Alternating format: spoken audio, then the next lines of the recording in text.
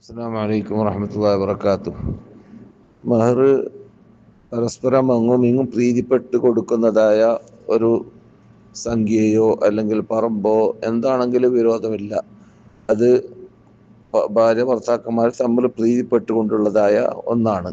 അത് കൂടുതലുമാവാം, കുറഞ്ഞതുമാവാം. ഏതാണ് അവർ പ്രീതിപ്പെടുന്നത് അത് അവർക്ക് ചെയ്യാവുന്നതാണ്.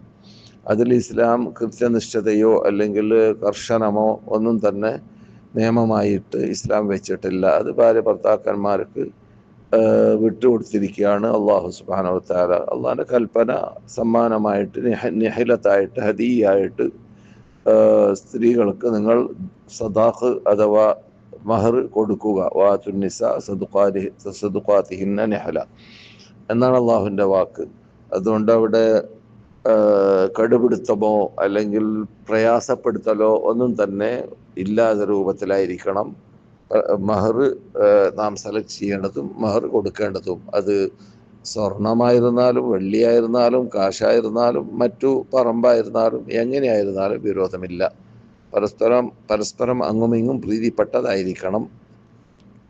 അസ്സലാമു അലൈക്കും വറഹ്മത്തുള്ളാഹി വബറകാതുഹു.